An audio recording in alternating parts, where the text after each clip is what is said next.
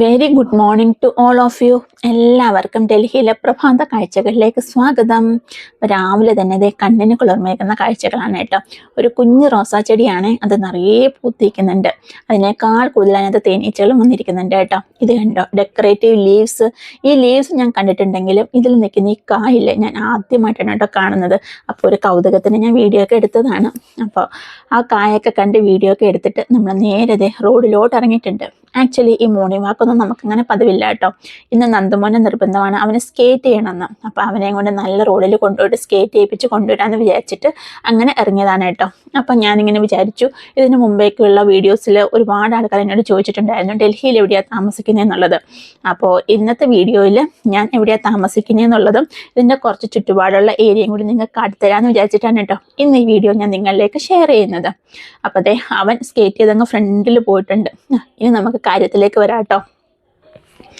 ഈ കാണുന്ന ഫ്ലാറ്റിലാണ് നമ്മൾ താമസിക്കുന്നത്. ഇത് DDAയുടെ ഫ്ലാറ്റാണ് കേട്ടോ. DDA ഇവിടെ ഒരുപാട് സ്ഥലങ്ങളിൽ ഫ്ലാറ്റ് പണിഞ്ഞിട്ടുണ്ട്.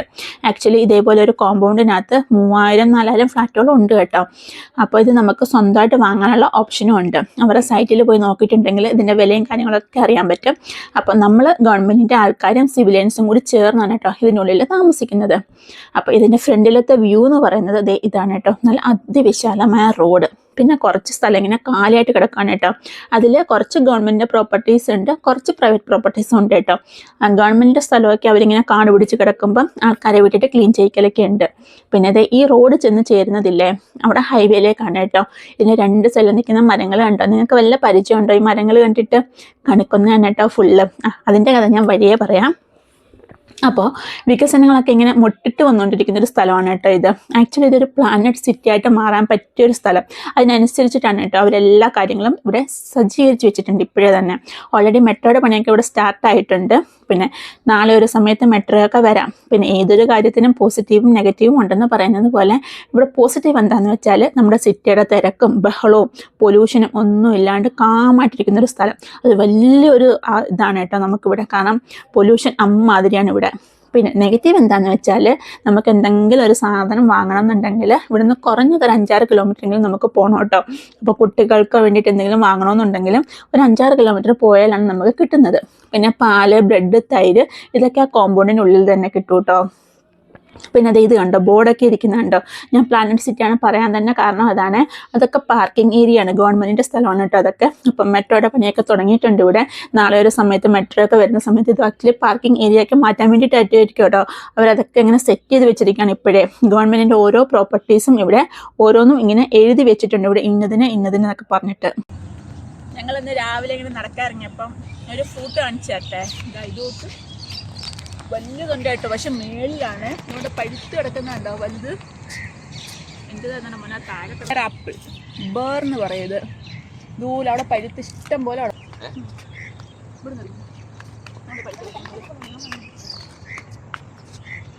ഇതിപ്പം ഇവിടെ സീസണാണ് കേട്ടോ.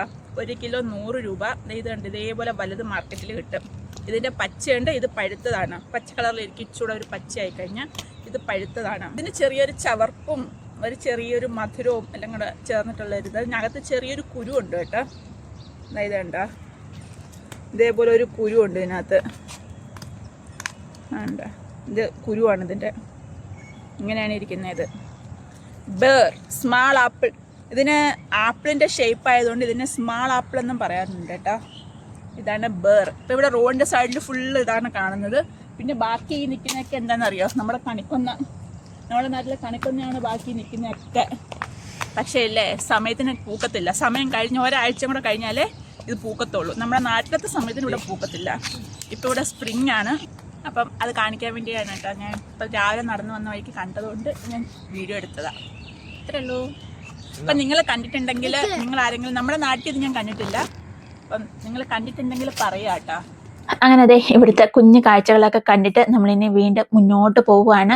അപ്പോൾ നമ്മുടെ മുന്നോട്ട് എന്താണെന്ന് വെച്ചാൽ ഇത് കണ്ടോ, ഇതാണ് നമ്മുടെ എക്സ്പ്രസ് വേ, ഡൽഹി മുംബൈ എക്സ്പ്രസ് വേ ആണ് കേട്ടോ. അപ്പോൾ അവൻ എൻ്റെ കൂടെ വരികയാണ്. അപ്പോൾ അവൻ ഈ സ്കേറ്റിംഗ് ഒക്കെ തന്നെ പഠിച്ചതാണ് കേട്ടോ. ഇവിടെ അങ്ങനെ പഠിപ്പിക്കാനും അങ്ങനെ കൊണ്ടുവിടാനുള്ള സൗകര്യങ്ങളൊന്നും നമുക്കില്ല. ഞാൻ പറഞ്ഞില്ലേ, ഇവിടെ അങ്ങനെ അടുത്ത പ്രദേശങ്ങളിലൊന്നും ഇവിടെ ഇതൊന്നും ഇല്ല കേട്ടോ. എന്ത് സ്കൂള് തന്നെ ഇവിടുന്ന് ഏകദേശം ഒരു 7-8 കിലോമീറ്റർ പോകണം കേട്ടോ. അപ്പം ഇങ്ങനെ ഫെസിലിറ്റി ഇച്ചിരി കുറവാണ്. ഇങ്ങനെ കുട്ടികളെ എന്തെങ്കിലുമൊക്കെ പഠിപ്പിക്കണം, എക്സ്ട്രാ എന്തെങ്കിലും എന്തെങ്കിലുമൊക്കെ വേണമെന്നുണ്ടെങ്കിൽ അതൊന്നും ഇല്ല. പിന്നെ ഇതൊക്കെ അവർ തന്നെ പഠിച്ചെടുക്കുന്നതിന് നമ്മൾ സാധനം വാങ്ങിച്ചു കൊടുക്കുന്നു, കുട്ടികൾ തന്നെ പഠിക്കുന്നു കേട്ടോ.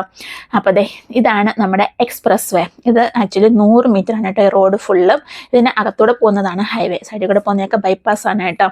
അപ്പോൾ അതെ, അപ്പം ഇനി ഞാൻ എവിടെയാണെന്ന് ചോദിച്ച ആൾക്കാർക്ക് വേണ്ടിയിട്ട് രോഹിണി സെക്ടർ 34 ആണ് കേട്ടോ ഇത്. അപ്പം അവിടെ നിന്ന് കുറച്ച് വീഡിയോസൊക്കെ എടുത്തു.